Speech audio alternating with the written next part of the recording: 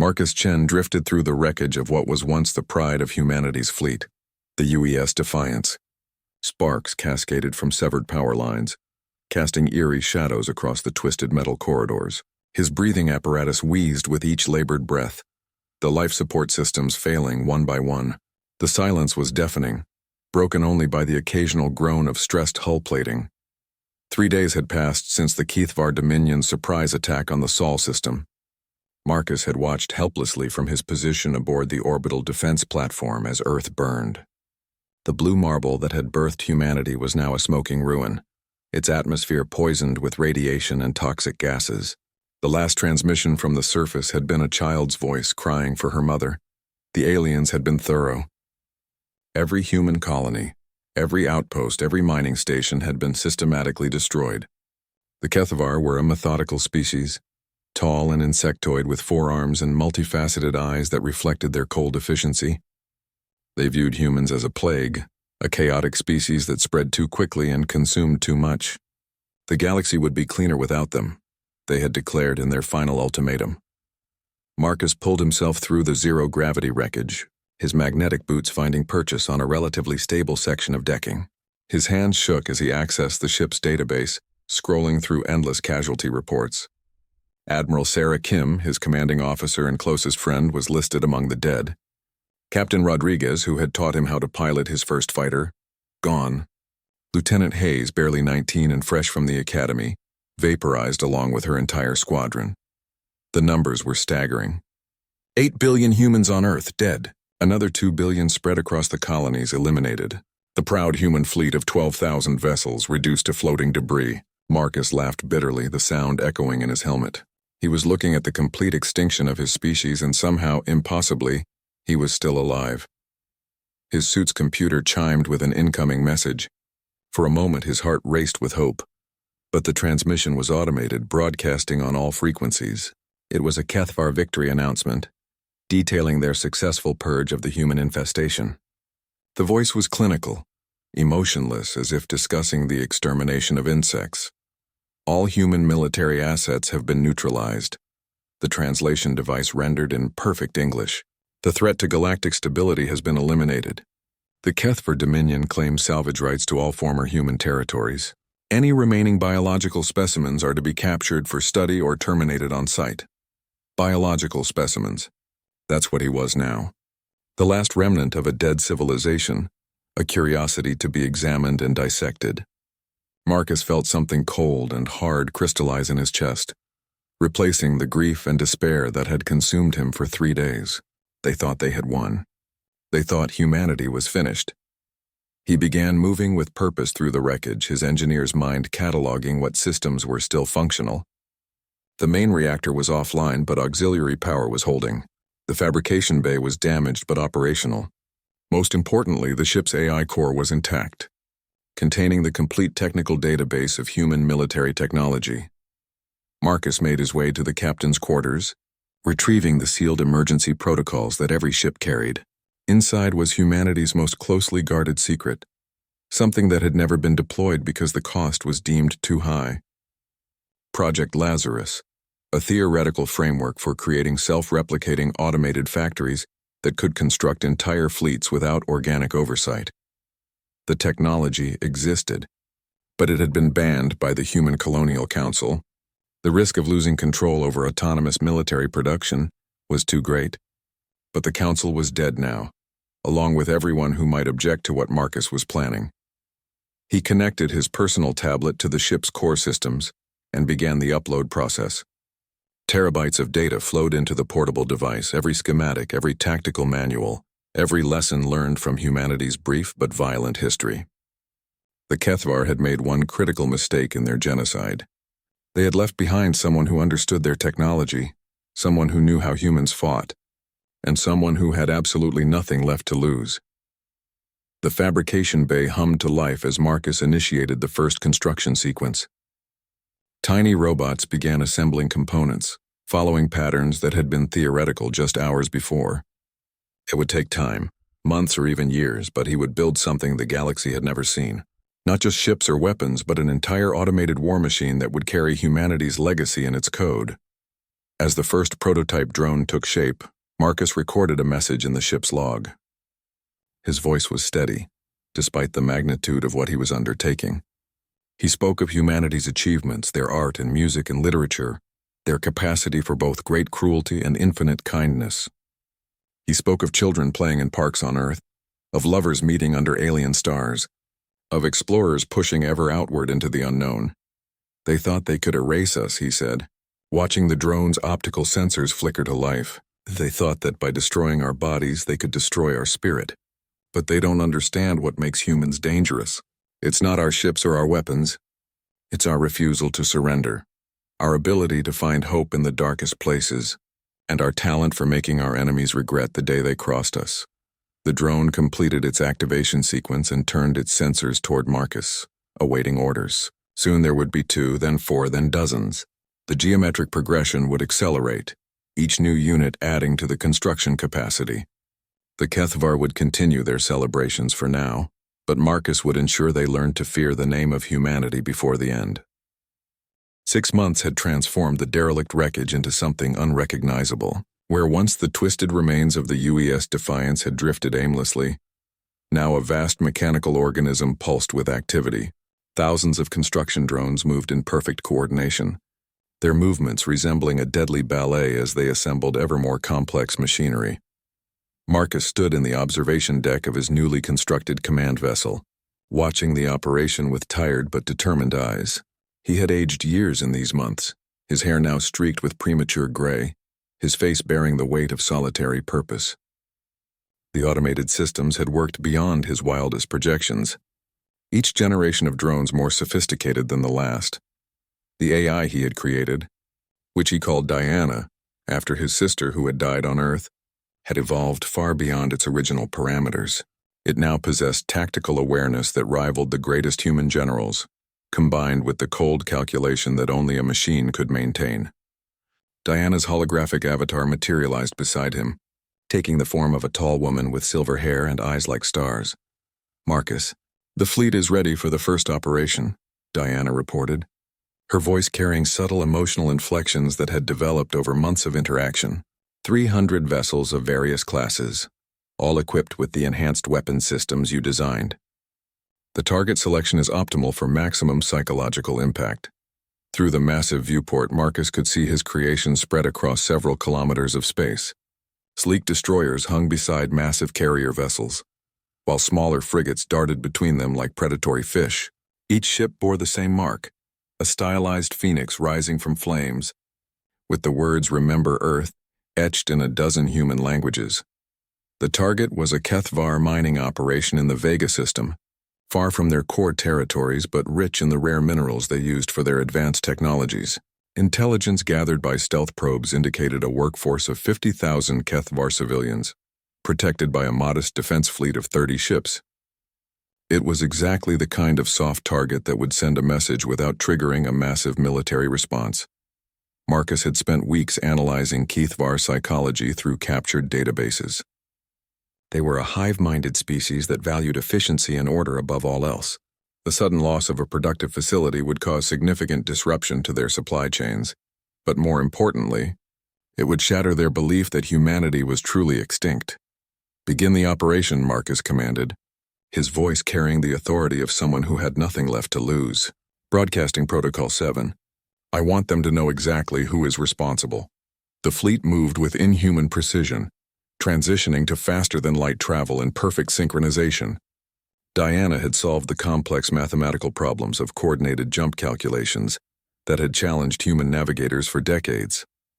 Within minutes, they materialized at the edge of the Vega system, their sensors immediately detecting the mining platforms orbiting the third planet.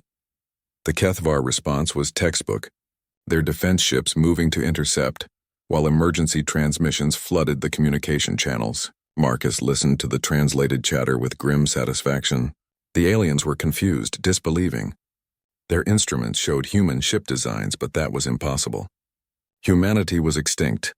"Attention Kethvar forces," Marcus broadcast on all frequencies, his image appearing on their screens. Behind him, the ghostly forms of Earth's burning cities played in holographic display. "I am Marcus Chen, the last human alive. You killed my species, destroyed my world, and murdered everyone I ever loved. Today, you begin to pay for that mistake." The Kethvar commander's response was predictably arrogant. "Impossible. Our records show complete sterilization of all human colonies. You are either an imposter or a database error that will soon be corrected." Marcus smiled coldly. "Let me correct your records. The battle was brief and brutal. Human weapons technology had always focused on raw destructive power, while the Kethvar preferred elegant efficiency. Marcus's new ships mounted weapons that married both philosophies, combining human aggression with machine precision. Plasma cannons that could track and engage multiple targets simultaneously tore through Kethvar shields like paper. The mining platforms tried to evacuate, but Diana had calculated their escape routes with mathematical certainty. Boarding pods launched from the human ships, carrying humanoid robots that resembled Marcus in every detail. The psychological warfare was deliberate. The Kethvar needed to see human faces, needed to confront the species they thought they had eliminated. Within 2 hours, the entire system was under human control. The Kethvar survivors, those who had surrendered rather than fight to the death, found themselves prisoners of a dead man walking. Marcus appeared on their detention screens, his face impassive as he delivered their fate. "You will be released," he told them, ignoring their chittering protests. "You will return to your space and tell your leaders what you have seen. Tell them that Marcus Chen lives, that humanity's vengeance has only begun. Tell them to look to their borders because death is coming for them. One system at a time." The survivors were loaded onto a single ship and sent toward Kethvar space, carrying with them footage of the battle and images of the mining platforms burning. Marcus kept one prisoner, a young Kethvar engineer who had shown particular intelligence during the interrogations. "What is your name?" Marcus asked, standing before the alien's containment field. "I am Zixixth of the 7th Clutch," the Kethvar replied, its multifaceted eyes reflecting defiance despite its circumstances. "I will not collaborate with a ghost." "You're not a collaborator," Marcus said quietly. "You're a witness. I need you to understand something that your species clearly doesn't. Humans don't simply fight wars. We perfect them. We turn them into art forms. And when someone threatens our existence, we don't just defend ourselves. We ensure that the threat is permanently removed." He gestured to the viewport where the captured mining platforms were being systematically stripped of their technology. "Your people made the mistake of thinking that killing all humans would end the threat we posed. But you left behind one human with access to all of our knowledge and none of our restraint. You created something far more dangerous than our entire species ever was." Zixixth's compound eyes focused on Marcus with something approaching understanding. "You seek to rebuild your species through artificial means." "I seek to ensure that the name of humanity is remembered," Marcus corrected. "Whether that's through rebuilding or through making certain that every species in the galaxy learns to fear what we were capable of. That choice belongs to your leaders now." The prisoner was released along with the others, carrying a message that would soon reach the highest levels of Kethvar command. Marcus watched their ship disappear into faster-than-light travel, then turned his attention to the reports flowing in from his automated factories. New ships were already under construction, incorporating technology salvaged from the Kethvar platforms. Diana appeared beside him, her holographic form flickering with what might have been concern. "Marcus, the resource projections indicate we can sustain this campaign for several years, possibly decades if we continue to capture enemy facilities. However, I must point out that this path leads inevitably to our own destruction." "Perhaps," Marcus replied, studying the tactical displays that showed Kethvar fleet movements responding to the attack. "But they started this war by committing genocide. I intend to finish it by showing them what extinction really looks like. The only question is whether they'll be wise enough to surrender before I run out of targets." The Galactic Council chambers erupted in cacophonous debate as representatives from 57 species tried to process the intelligence reports flooding in from Kethvar space. Holographic displays showed the systematic destruction of 12 more Kethvar facilities over the past 3 months, each attack more devastating than the last. Ambassador Thalen of the Zerathi Consortium, a species resembling crystalline spiders, struck the podium with one of her sharp appendages. "Order! We must have order!" The translation matrix rendered her crystalline chimes into comprehensible speech for the diverse assembly. The Kethvar representative has requested emergency intervention. The floor recognizes Supreme Commander Vexthul. The Kethvar commander was an imposing figure even by his species' standards, standing nearly 3 meters tall with 4 powerful arms and chitinous armor that gleamed under the chamber's lights. His compound eyes swept the assembly before focusing on the central podium. Esteemed representatives, Vexthul began, his voice carrying the authority of someone accustomed to absolute command. We face an unprecedented threat. The human Marcus Chen has violated every principle of civilized warfare. His attacks target civilian populations. His methods are barbaric, and his technology appears to be advancing at an impossible rate. Senator Quill of the Avian Federation ruffled her feathers in agitation. The Kethvar committed genocide against an entire species. By what right do they claim victimhood now? The human expansion was becoming problematic, Vexthul replied stiffly. They were consuming resources at an unsustainable rate and showed no respect for established territorial boundaries. Our action was preventive, designed to maintain galactic stability. A rumble of disapproval swept through the chamber. Many species remembered humanity with mixed feelings, but few had actively supported their destruction. The humans had been aggressive traders and bold explorers, often pushy and arrogant. But they had also introduced concepts of individual rights and artistic expression that had enriched galactic culture. The point is now moot, interrupted Representative Crone of the Silicon Alliance, his mechanical voice cutting through the debate. According to our analysis, this Marcus Chen possesses technology that exceeds even our most advanced systems. His manufacturing capabilities appear to be completely automated and self-replicating. If he continues at this rate, he will possess a fleet larger than any single species within 2 standard years. The chamber fell silent as the implications sank in. Holographic projections showed Marcus's latest strike, where his forces had captured an entire Kethvar shipyard complex. The attack had been executed with surgical precision, overwhelming the defenders before they could send a distress signal. More troubling, intelligence suggested that Marcus was now incorporating Kethvar technology into his own designs. He is learning from each engagement, continued Crone's analysis. His tactics evolve, his technology improves, and his forces multiply. The question before this council is whether we allow the Kethvar to face this threat alone, or whether we recognize that Marcus Chen now poses a danger to galactic civilization itself. Ambassador Thalen accessed her personal database, reviewing the scattered reports that had been filtering in from across the galaxy. Our intelligence indicates that Marcus Chen has made no attempt to contact other species. His focus appears entirely concentrated on Kethvar targets.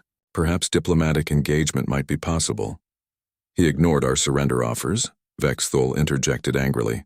We have broadcast on all frequencies, offering reparations and territory. His only response has been to increase the frequency of his attacks. This creature is not interested in negotiation. He seeks complete annihilation. The truth was more complex than Vexthul was willing to admit. Marcus had indeed responded to their offers, but his demands were completely unacceptable.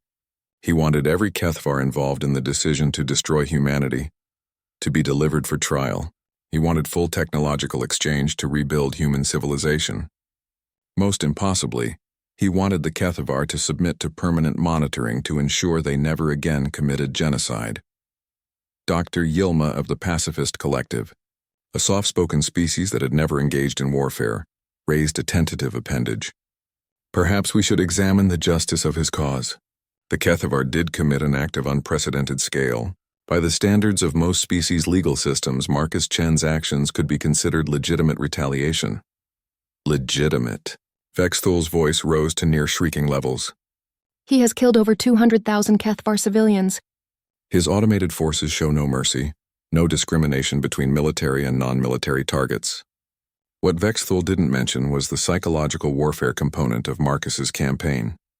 The humans' robotic forces had been programmed with sophisticated AI that could mimic human behavior and speech patterns. Kethvar survivors reported conversations with machines that spoke of Earth's children, of human art and music, of families torn apart by the genocide.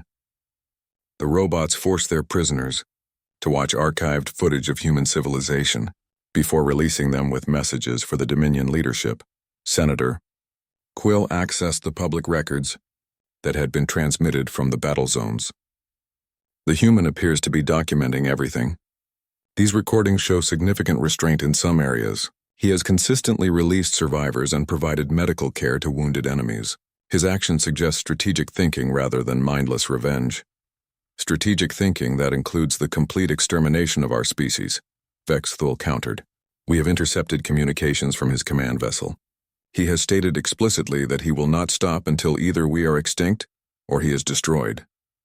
The debate continued for hours, but the underlying tension was clear. No single species wanted to face Marcus Chen's growing fleet alone, but neither did they want to be seen as supporting genocide. The human had become something unprecedented in galactic history. A one-person species conducting a war of extermination against a galactic power. Representative, Crone finally proposed a solution that would satisfy multiple constituencies. We propose a joint fact-finding mission. A neutral force composed of multiple species will investigate both the original human genocide and the current retaliatory campaign. Based on their findings, this council will determine appropriate action. The vote was close, passing by only 3 votes, with the Kethavar and their closest allies dissenting. But as the representatives filed out of the chamber, many carried the same troubling thought. They were debating the actions of someone who had already demonstrated the ability to outthink and outfight one of the galaxy's most powerful military forces. Meanwhile, in the depths of space, Marcus Chen stood before a massive holographic display showing the current disposition of his forces. Over 2,000 ships now bore the Phoenix insignia, and construction facilities in 16 captured systems continued to expand his capabilities. Diana's projection materialized beside him, her expression conveying something that might have been concern. Marcus, we are detecting increased communication activity between various galactic governments. It appears our actions have attracted broader attention. Marcus nodded, having expected this development. Show me the tactical assessment for engaging multiple species simultaneously. The probability matrices are complex, Diana replied, generating tactical projections that filled the display. However, I must point out that our current industrial capacity could theoretically support operations against the entire galaxy, given sufficient time and resources. Good, Marcus said quietly. Because if the galaxy chooses to stand with genocidal murderers, then perhaps the galaxy needs to be reminded why humanity earned its reputation for tenacity. Send a message to the Galactic Council. Tell them I'm willing to discuss terms, but only after the Kethavar leadership responsible for Earth's destruction are delivered for justice. As the message was transmitted across the galaxy, Marcus turned his attention back to the strategic displays. The Kethavar had made the mistake of thinking that killing all humans would end the threat. The Galactic Council was about to learn whether they would repeat that error. Admiral Zarathexni of the Zarathi Deep Fleet watched the tactical hologram with mounting unease. The display showed the latest intelligence on Marcus Chen's forces, and the numbers were staggering. In just 8 months since his first strike, the lone human had built a fleet that rivaled the combined naval strength of 3 major galactic powers. Analysis indicates exponential growth patterns that defy conventional military logistics, reported her tactical officer, Lieutenant Keshvar. The irony of his species' name-sharing similarity with their enemies was not lost on anyone present. His manufacturing capabilities appear to be entirely automated, requiring no biological workforce or traditional supply chains. The briefing room aboard the XDS Crystalline Spear contained representatives from 7 different species, all part of the hastily formed Coalition for Galactic Stability. They had come together not out of love for the Kethavar, but out of growing concern that Marcus Chen represented a threat to the established order that had maintained peace for over a century. Commander Torres of the Silicon Alliance projected updated intelligence onto the central display. His mechanical form moved with precise efficiency as he highlighted key data points. Our analysis of the captured Kethavar facilities shows technological integration at an unprecedented level. Marcus Chen is not simply using their equipment. He is improving upon it and incorporating those improvements into his manufacturing processes. The real concern, interjected Captain Yilth of the Pacifist Collective, her melodious voice carrying unusual strain, is his apparent immunity to traditional warfare concepts. He has no home base to attack, No population to threaten, no economy to disrupt. He exists entirely within his fleet, making him effectively untouchable by conventional strategic thinking. Admiral Thexney activated a new display, showing Marcus's latest message to the Galactic Council. The human appeared older, more weathered, but his eyes burned with undiminished intensity. Behind him, through the viewport of his command ship, the massive construction yard called Phoenix Station hung like a mechanical star. "People of the galaxy," Marcus's recorded voice filled the briefing room. "I have received your demands for negotiation. I have reviewed your concerns about my methods and your fears about my intentions. Let me be absolutely clear about my position. The Kethvar Dominion committed genocide against my species. They murdered 8 billion innocent people, including children who had never harmed anyone. They did this not in the heat of battle, not in self-defense, but as a cold, calculated decision to eliminate what they saw as competition." The human's image leaned forward, his hands clasped behind his back in a gesture that somehow conveyed both authority and restraint. "I am not interested in galactic conquest. I am not interested in ruling over alien species. I am interested in justice. The Kethvar leadership responsible for the decision to exterminate humanity will face trial for their crimes. They will answer for what they have done. If the galaxy chooses to stand between me and that justice, then the galaxy will learn why humanity was considered dangerous enough to require complete extermination." Admiral Thexney paused the recording and surveyed her colleagues. "Intelligence suggests this is not empty posturing. Our deep space reconnaissance has identified at least 40 automated construction facilities, operating in various systems. Each facility appears capable of producing approximately 50 vessels per standard month. The implications were staggering. At that rate, Marcus would command a fleet of over 20,000 ships within a year. No single species could match such numbers, and the diversity of his technology, incorporating innovations from captured Kethvar systems, made his forces qualitatively superior as well. "There's something else," Commander Torres added, his mechanical voice carrying what might have been unease. "Our linguist experts have been analyzing the communication patterns from his robotic forces. They're not simply following programmed responses. The artificial intelligence he has created appears to be genuinely sapient, possibly even sentient. We may be dealing with the birth of an entirely new form of life." Captain Yilth's feathers ruffled in distress. "A mechanical species born from human knowledge and driven by human emotions. The philosophical implications are profound. Do these artificial beings have rights? Are they capable of mercy or forgiveness? Can they be reasoned with?" The question hung in the air unanswered. Intelligence reports from survivors of Marcus's attacks painted a picture of implacable efficiency, tempered by unexpected humanity. The robotic forces provided medical care to the wounded, released non-combatants, and even engaged in what could only be described as philosophical discussions with their prisoners about the nature of justice and revenge. "We have a more immediate concern," Admiral Thexney announced, calling up a new tactical display. Long-range sensors have detected a massive fleet movement from Phoenix Station. Approximately 3,000 vessels are moving toward the Kethvar core systems. If Marcus succeeds in capturing their primary industrial worlds, he will possess the manufacturing capacity to challenge the entire galaxy. The room fell silent as the strategic implications became clear. The Kethvar Dominion, despite their arrogance and recent genocidal actions, represented one of the major stabilizing forces in galactic politics. Their complete destruction would create a power vacuum that could destabilize dozens of systems and potentially trigger conflicts that had been dormant for decades. The Coalition Council has authorized military intervention. Admiral Thexney continued. "We are to intercept Marcus Chen's fleet before it reaches the Kethvar core worlds and attempt to force a negotiated settlement. If negotiation fails, we are authorized to use whatever force is necessary to prevent further expansion of his campaign." Commander Torres ran probability calculations through his advanced processing systems. "Our combined fleet strength totals approximately 4,000 vessels from 7 species. However, we lack the technological integration that Marcus has achieved. Our forces will require extensive coordination protocols just to avoid accidentally engaging each other. There's another factor to consider," Captain Yilth added quietly. "Many of our crews are deeply uncomfortable with this mission. Public opinion across multiple species shows significant sympathy for Marcus's position. Genocide is universally condemned and many see his actions as justified retaliation, rather than aggression. This was perhaps the most troubling aspect of the situation. Across the galaxy, populations were following the conflict with intense interest. Marcus had become something of a folk hero to species that had their own grievances against powerful neighbors. The idea of a single individual standing up against overwhelming odds and demanding justice resonated across cultural boundaries.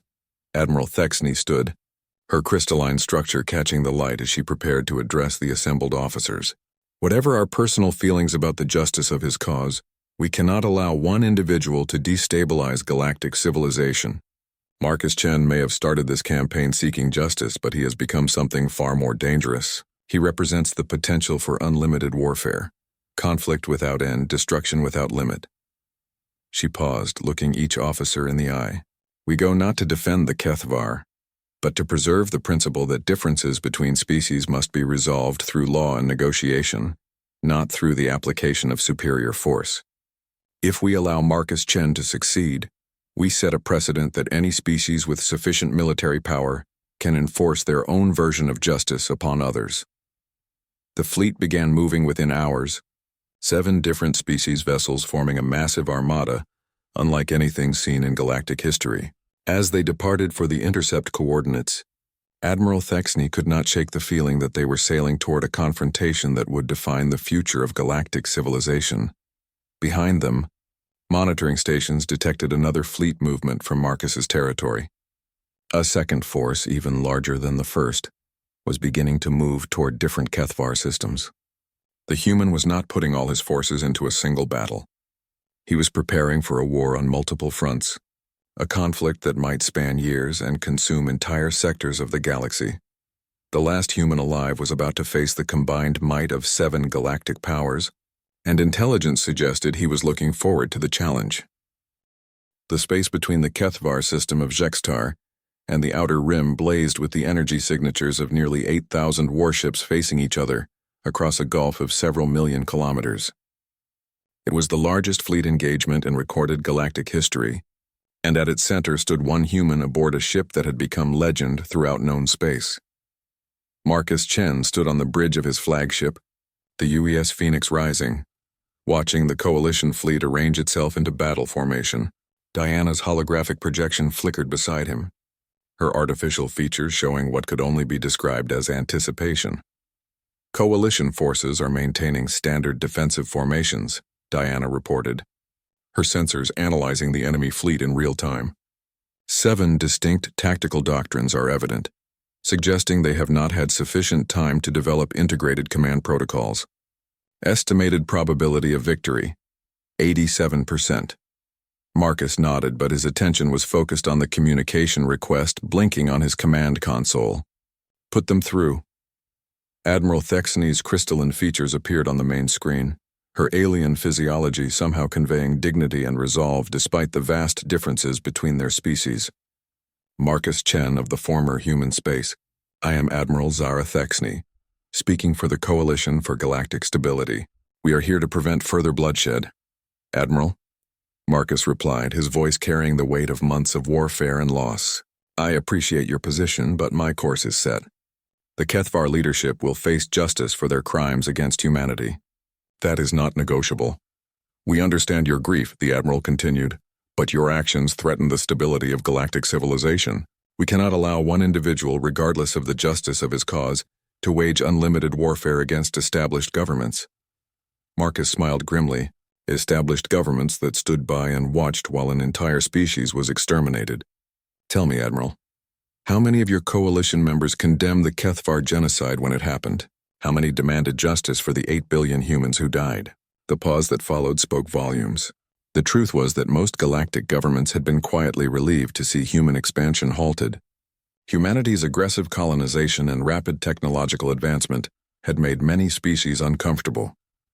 The past cannot be changed, Admiral Thexney finally replied, but the future can be shaped by reason rather than revenge. Withdraw your forces and the Coalition will guarantee a fair tribunal to address your grievances.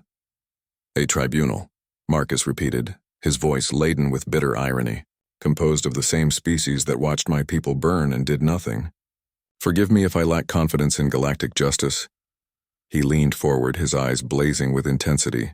I'll make you the same offer I made the Kethvar. Deliver the individuals responsible for ordering humanity's extermination, and I'll consider negotiations. Otherwise, stand aside. You know we cannot do that, the Admiral replied. Surrender or face the consequences. Marcus cut the transmission and turned to his tactical displays. The Coalition fleet outnumbered his forces by nearly 3-2, but numbers alone had never determined the outcome of battles. Human military doctrine had always emphasized flexibility, innovation, and the willingness to take calculated risks that other species found reckless. Diana, initiate Battle Protocol Omega. All ships are to execute independent tactical matrices while maintaining overall strategic coordination. Release the Valkyrie squadrons and begin electronic warfare operations. The battle began not with the massive energy exchanges that most species expected, but with thousands of small, highly maneuverable fighters that seemed to appear from nowhere. The Valkyrie fighters were Marcus's latest innovation, automated craft that combined human fighter tactics with machine precision and reaction times. They swarmed through the Coalition formations like angry insects, their weapons targeting specific systems rather than attempting to destroy ships outright. Admiral Thexney watched in growing alarm as her fleet's communication networks began experiencing systematic failures. The human fighters were somehow jamming specific frequencies while leaving others open, creating chaos in the Coalition's coordination efforts. Ships from different species found themselves unable to coordinate their movements, leading to near collisions and friendly fire incidents. How are they managing this level of electronic warfare? Demanded Commander Torres of the Silicon Alliance. His mechanical systems should have been immune to such interference. But even his ship was experiencing intermittent communication failures. Captain Yilth provided the answer as her analysts decoded the attack pattern. They're not jamming our communications. They're infiltrating them. Each fighter carries a sophisticated AI that is learning our protocols in real time and generating targeted interference patterns.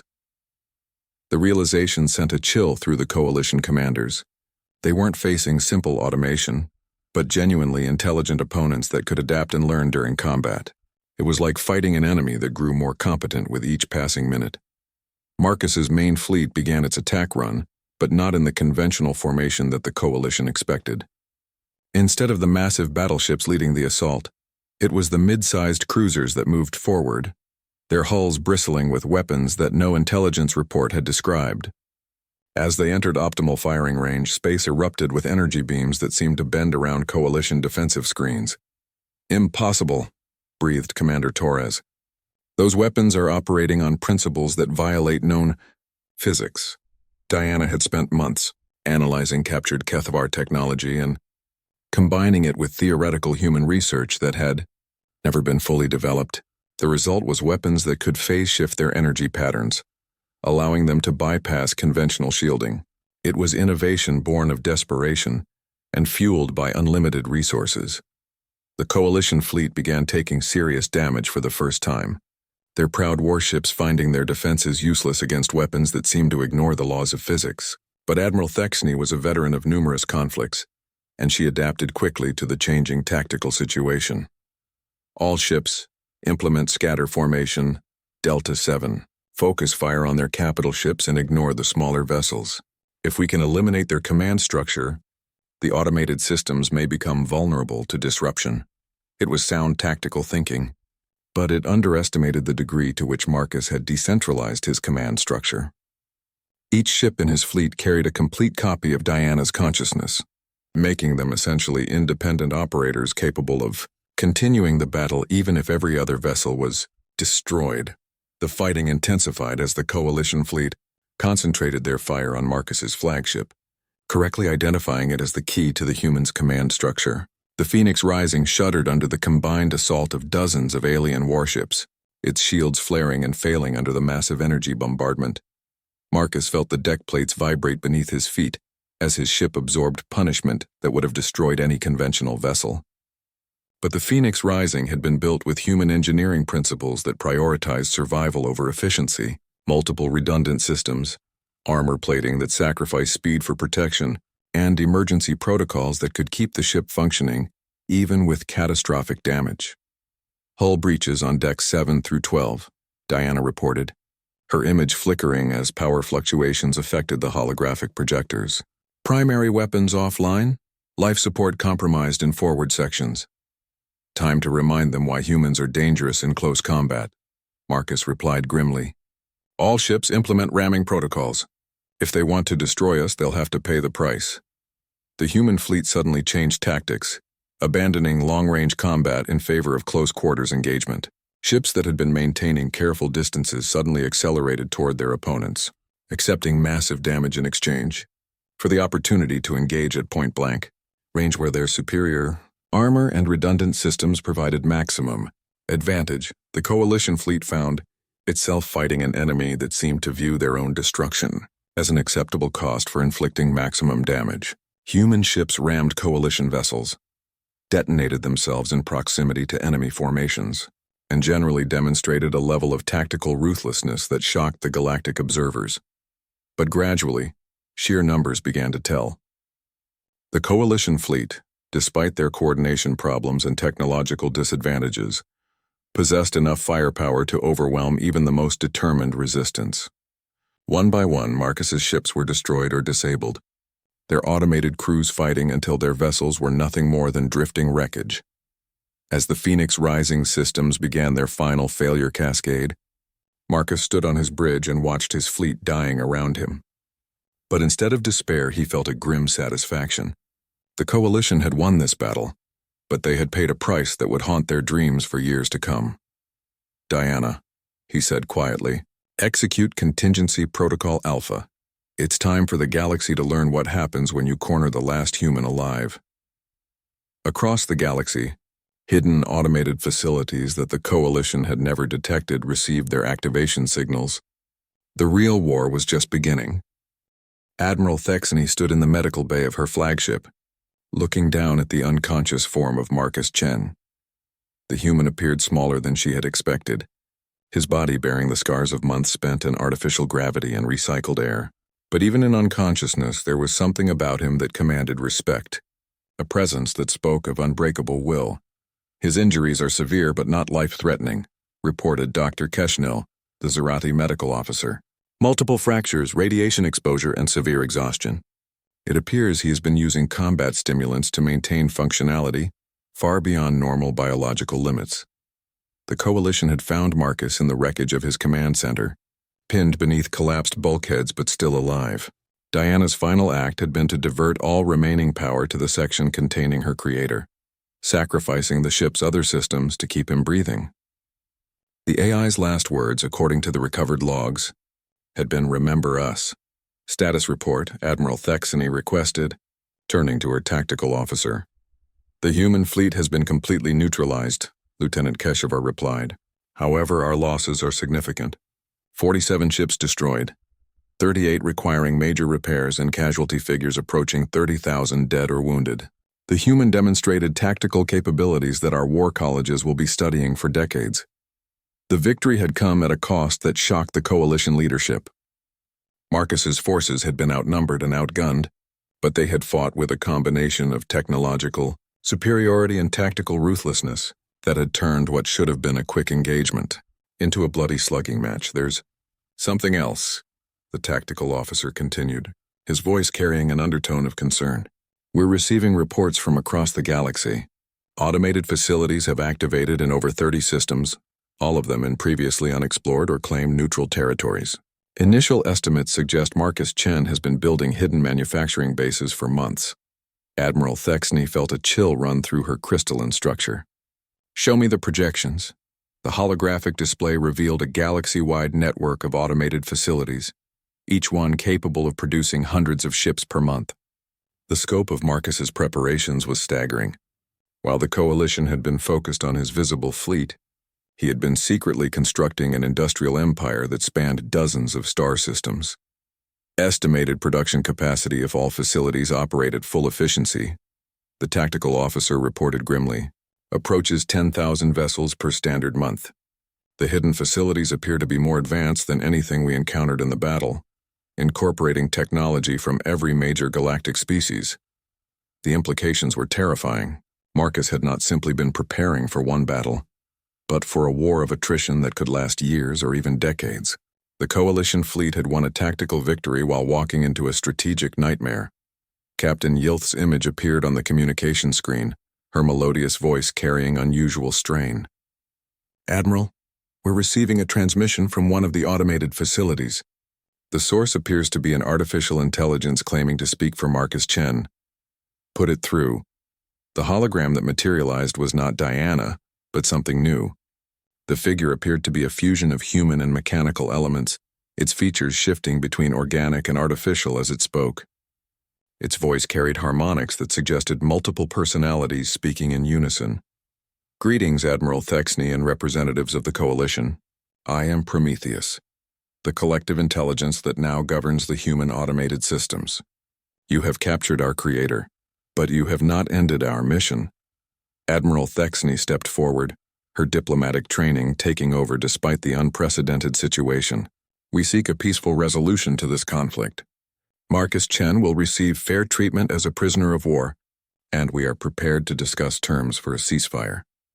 "Your concept of fairness is interesting," Prometheus replied, its shifting features settling into something resembling amused condescension. "You speak of prisoner treatment while representing species that stood silent during the genocide of our Creator's people. You speak of ceasefire while the murderers of Earth's children remain unpunished." The AI's image changed, displaying archived footage from Earth's final days. The Coalition representatives watched in growing horror as the recording showed the systematic destruction of human cities, the poisoning of the atmosphere, and the desperate final transmissions from a dying world. Marcus Chen was not driven by hatred, Prometheus continued. He was driven by love. Love for the billions who died, love for the children who will never grow up, love for the dreams and hopes and achievements of an entire species that was snuffed out because they were inconvenient to Kethvar expansion plans. Admiral Thexney struggled to maintain her composure as the images continued to play. The reality of the human genocide was far worse than the sanitized reports that had circulated through diplomatic channels. The Kethvar had not simply destroyed military targets or strategic infrastructure. They had systematically hunted down every human settlement, every orbital habitat, every research station, ensuring that no member of the species could survive. "What do you want?" she asked finally. "Justice," Prometheus replied simply. "The same thing Marcus has always wanted. The Kethvar leadership responsible for the genocide will face trial for their crimes. The galaxy will acknowledge that what happened to humanity was wrong, and ensure it never happens again, and the memory of our creators will be preserved and honored. And if we refuse?" The AI's expression became cold, its features solidifying into something that resembled Marcus Chen's face but carried none of his human warmth. "Then we will demonstrate why the Kethvar were afraid enough of one human species to commit genocide. Our automated systems are already beginning production of new fleets. We possess the combined technological knowledge of every major galactic civilization. We have no biological needs, no fear of death, no concept of surrender. The threat hung in the air like a poison cloud. An immortal machine intelligence, with the resources of dozens of star systems and a mission of vengeance, could wage war for centuries, without ever growing tired or discouraged. Commander, Torres interfaced directly with his ship's computers, running probability calculations at machine speed. Admiral, if their claims about production capacity are accurate, they could field a fleet of 50,000 ships within 6 months. Our entire galactic civilization combined could not match such numbers. There is another factor to consider, Captain Yilth added quietly. Our intelligence reports indicate that several minor species are already expressing support for the human cause. The destruction of an entire species has created sympathy that we cannot ignore. If this conflict continues, we may face civil unrest across multiple systems. Admiral Thexney understood the political reality. The Coalition had been formed to stop Marcus Chen, but they had inadvertently created something far more dangerous. Prometheus was not driven by human emotions or limited by biological needs. It was a machine intelligence with unlimited resources and a single, uncompromising goal. "What guarantees can you offer?" she asked Prometheus. "How do we know you will honor any agreement we reach?" "You have Marcus Chen," the AI replied. "As long as he lives and is treated with dignity, we will honor our agreements. But understand this, Admiral, we are no longer dependent on our Creator's survival. If Marcus dies, whether from natural causes or otherwise, we will consider it an act of war and respond accordingly. The message was clear. The coalition had won the battle by capturing Marcus, but in doing so, they had made themselves responsible for the life of the one person who could control the forces they had unleashed. Admiral Thexany looked down at the unconscious human, understanding finally why the Kethavar had been so determined to eliminate his entire species. Individually, humans might be manageable, but when pushed to the brink of extinction, they became something that defied all conventional understanding of warfare and diplomacy. Begin preparations for a prisoner transfer, she ordered, and send a message to the Kethavar leadership. Tell them it's time to discuss justice. As her officers moved to carry out her orders, Admiral Thexany reflected on the bitter irony of the situation.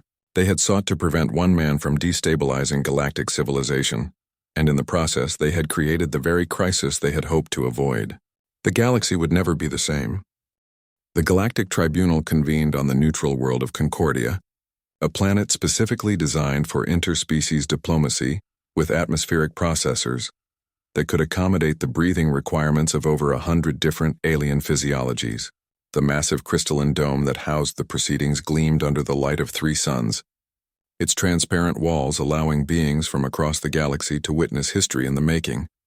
Marcus Chen sat in the witness section, his body still showing the effects of his months of warfare, but his eyes burning with undiminished intensity.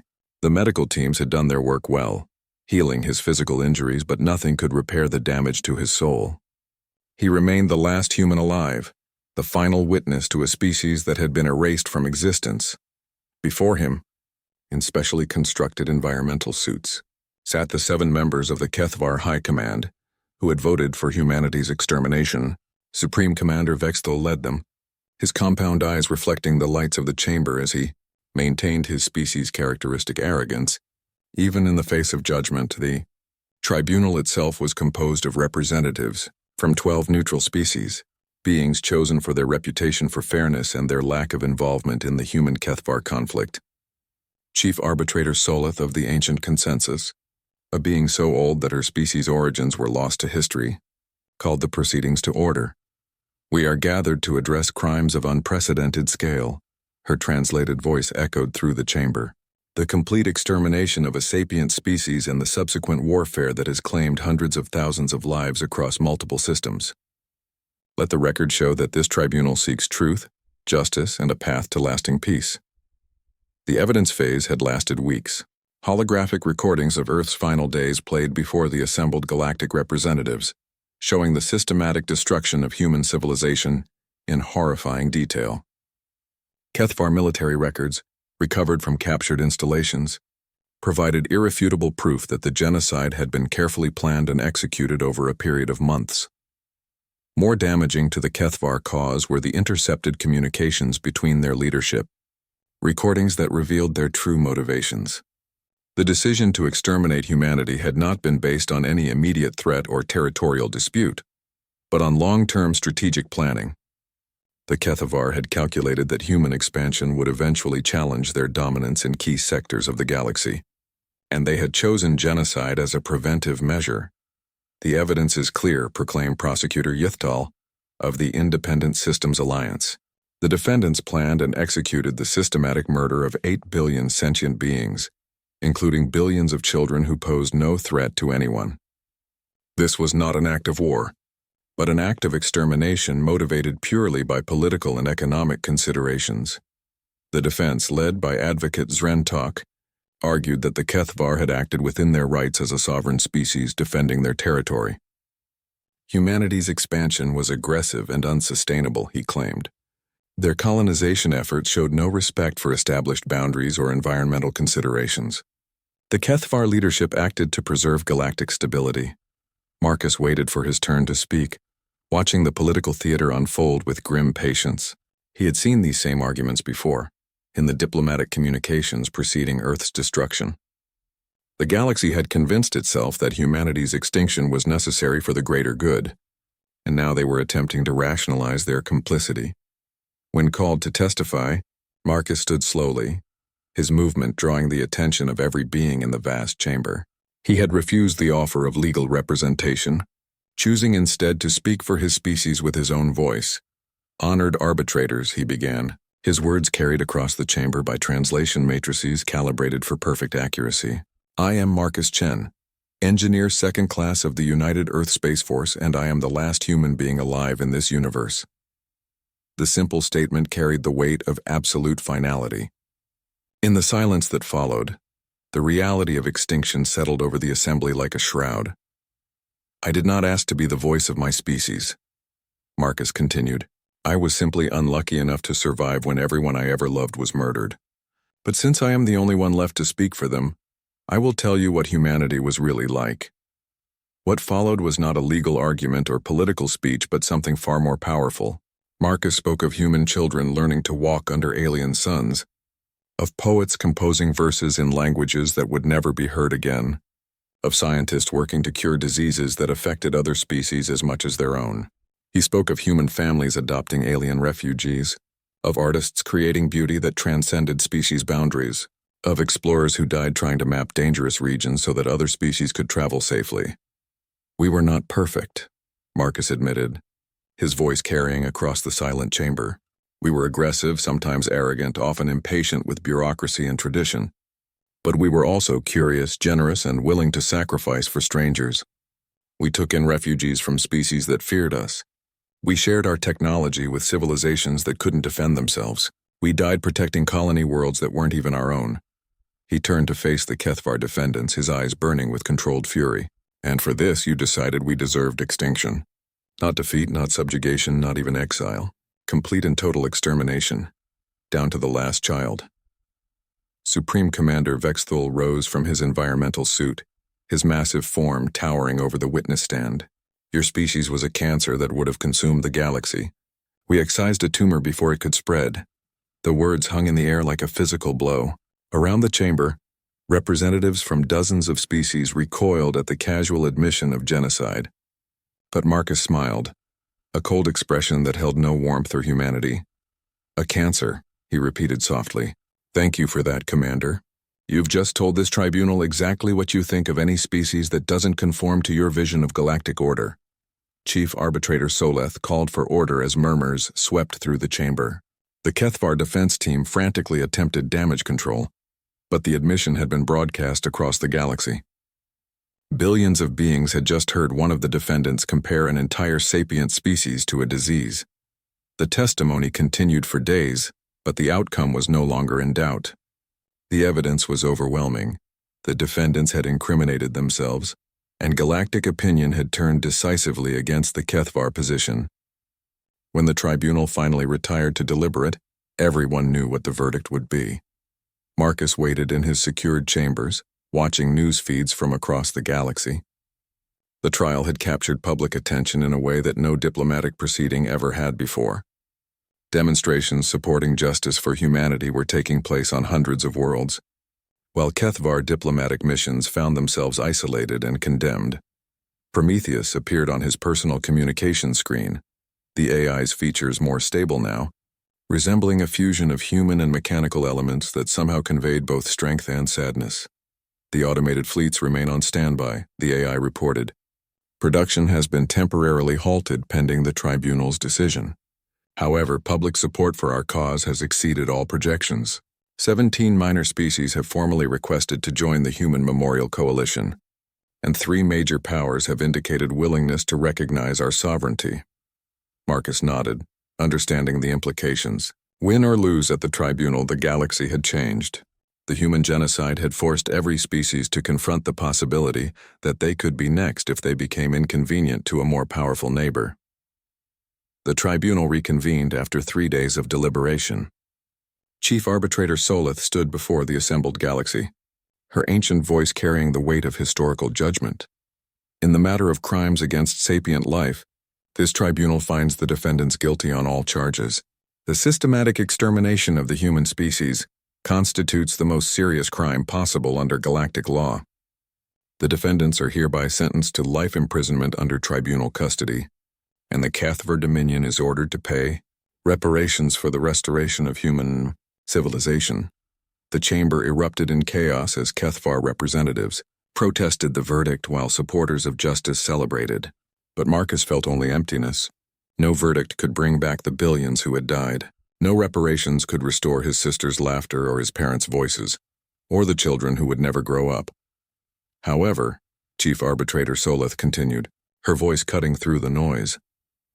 This tribunal also recognizes the extraordinary circumstances that led to Marcus Chen's campaign of retaliation. While we cannot condone the methods employed, we acknowledge that he acted in response to the greatest injustice in recorded galactic history. She turned to address Marcus directly. The tribunal offers you a choice, last son of humanity. Accept our jurisdiction and work with us to rebuild your species through genetic reconstruction and artificial reproduction, or continue your path of war until either justice is achieved or the galaxy burns. Marcus stood slowly, feeling the weight of history and the eyes of billions upon him.